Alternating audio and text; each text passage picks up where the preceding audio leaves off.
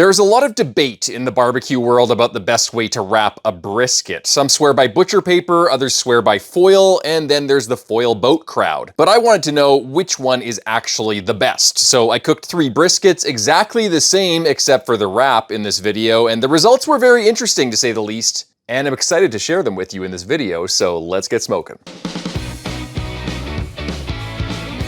Welcome to the Smoke Lab. My name is Steve Gao, and on this show, I do crazy barbecue experiments you would never do at home so you can learn from my trial and error. Wrapping your brisket. What's the best way to do it? I've been barbecuing for a long time, and I've heard a lot of different opinions. The foil wrapping, or Texas Crutch crowd, like it because it speeds up the cook a lot faster, but some people say that it washes out the bark because it's steaming the brisket, and it can give the brisket a little bit of a pot roasty taste, like, you know, your grandma's pot roast that she overcooked and it just has that lack of beef flavor and it's kind of washed out. Then there's the butcher paper crowd, and they like butcher paper because the butcher paper presumably allows the brisket to breathe a little bit more. It doesn't over steam or over braise the brisket, so the bark doesn't wash out as much and you avoid that pot roasty taste. And then the foil boat people say that they like that method because it exposes the fat cap longer and at higher temperatures throughout the cook so that you get better bark and more fat cap rendering. But do these assumptions hold up in a side-by-side test? To find out, I'm starting with 3 choice grade briskets.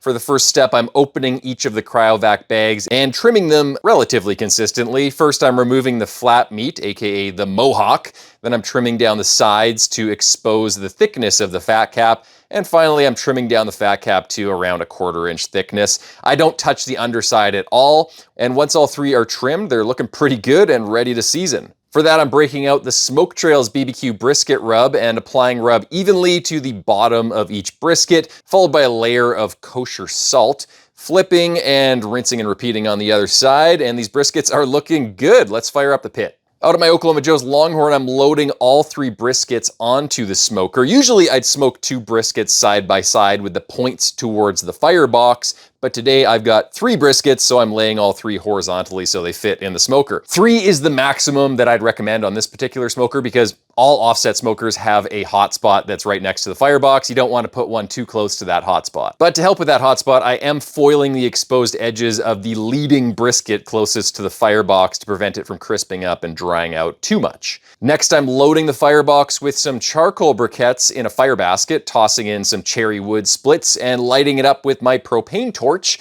We're aiming for 250 to 275 degrees for the first 5 or 6 hours. Well, that's how long it normally takes me when I'm cooking 1 or 2 briskets side by side, but with 3 briskets, it took a lot longer. With a fully loaded smoker, it took nearly 10 hours to reach 165 to 175 degrees internal. Ideally, I'd like to wrap briskets around 175, 180 to sweat out the briskets a little bit more, dump some moisture before I wrap them to avoid that pot roasty type flavor and over braising that can happen when you wrap it in foil, but in this case I had to speed things up a little bit. For the foil boat brisket, I laid the brisket on 2 sheets of heavy-duty aluminum foil in a plus sign pattern. I scrunched the edges outward to form a boat, and then I placed it back in the smoker. For the foil wrapped, or Texas Crutch wrap brisket, I did the same foil layout, but I fully wrapped the brisket to enclose it completely.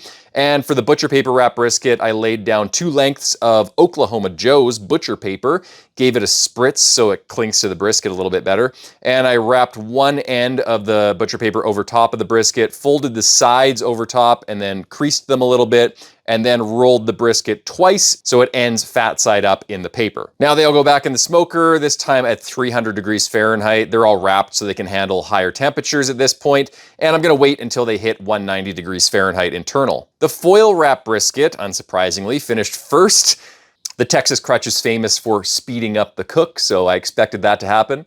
It hit 190, so I pulled it and I placed it in my holding oven overnight at 150 degrees for the next 18 hours. I like to pull my briskets slightly undercooked at around 190 degrees. They're still a little bit tough, and then I put them in my holding oven for 18 hours to slowly tenderize over time. I find that it saves me time and it produces better results. Next up, the butcher paper brisket hit 190 degrees Fahrenheit a few hours later. I had to finish this one in the oven, actually, to be honest, to speed things up since the offset was still overloaded. Once it was done, though, it went into the holding oven. Finally, at 2 a.m., the foil boat brisket hit 175 degrees. Normally my foil boat briskets cook a lot faster than this. They usually only take like a 12-hour cook, which is pretty normal. But in this case, because I had 3 briskets going, the smoker was a little bit overloaded. I was probably cooking at too low a temperature for too long a time before I bumped up to 300. So we had some issues. It's still at a low temperature, but the long hold is gonna iron all that out, so it's not a big deal. All right, guys, it is the next day, and I'll be honest with you guys, it was a long night last night. For some reason, the foil boated brisket just took forever to cook.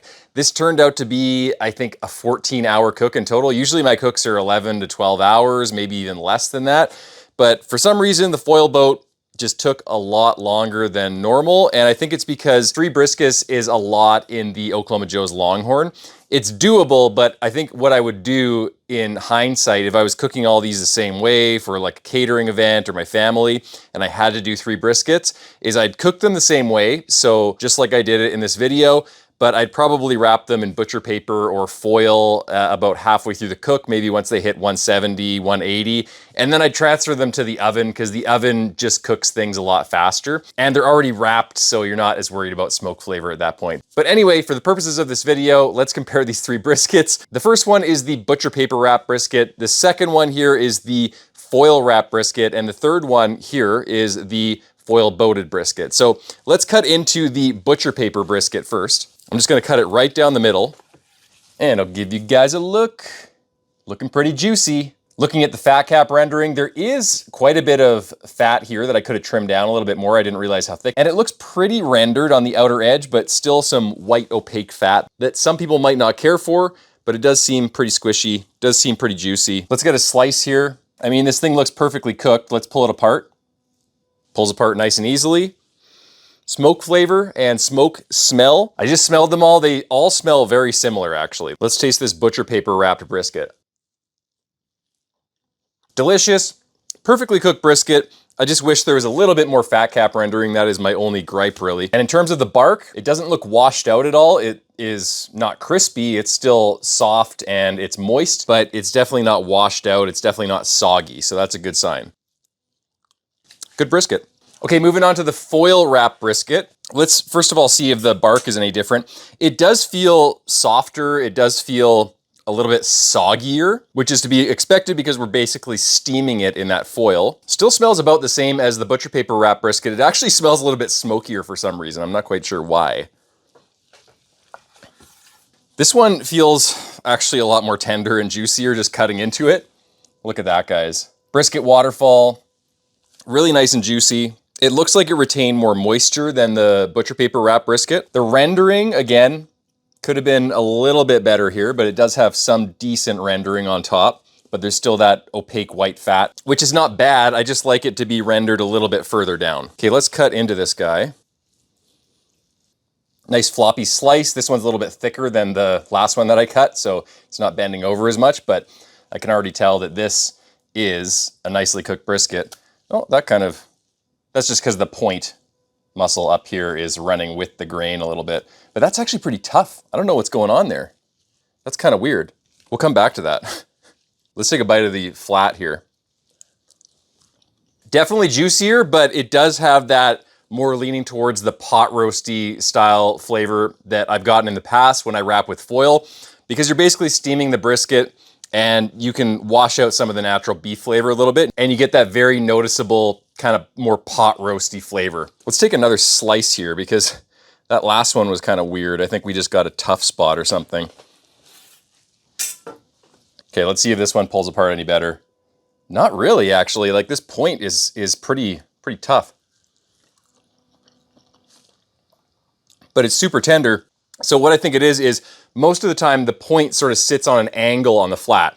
So when you cut these slices and the point muscle is tapered into the flat here, you are cutting this a little bit across the grain. But in this case, this particular brisket just so happens to have the point perfectly perpendicularly resting on the flat, going the opposite direction as the muscle fibers. So that's why it's a little bit tougher, but the point is just as tender as the flat. Let's cut some point slices just so you guys know I'm not lying to you.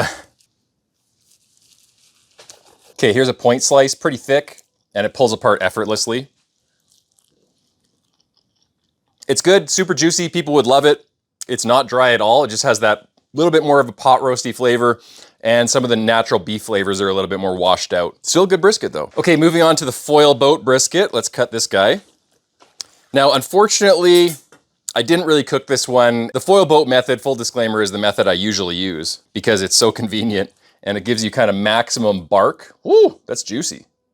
It gives you kind of maximum bark and smoke flavor, and it continues to render that fat cap during the later stages of the cook. Unfortunately, this one took a little bit longer, so we got fat cap rendering. You can see it's a little bit darker on the very outermost edge than those other briskets. We're starting to get some of that really deep, dark caramel color, but it failed to kind of render all the way down, which is what I usually get on my briskets. And that's because this brisket only got up to like 170 by the time I finally called it quits last night at like 2 in the morning. So let's cut, first of all, the flat here. Yeah, I'm a little bit tired today, understandably. Okay, that is the foil boated brisket. We'll pull it apart. It pulls apart really easily. Here's another piece of the flat. I mean, it looks really well cooked. It looks tender. And actually, it's interesting because I pulled this at a lower temperature at around 170 and we let that long 18-hour hold do its magic. It actually is my favorite brisket out of all the three because it has more beef flavor. It has more natural beef flavor. It tastes more steaky, it tastes more prime ribby. But that has nothing to do with wrapping it versus foil boating it. That's just how the cook went last night. Looking at the bark, it is a lot drier and it's not washed out as much. It is a little bit smokier than the other ones, but not a ton. And even though there is some white opaque fat, the very top is better rendered than the other briskets. So we were getting to the point where we were super rendering the fat cap. I just would have liked to had a few more hours last night to take this maybe to 190 and then we'd see some really nice fat cap rendering. So which method is better, wrapping in butcher paper, foil, or foil boating the brisket?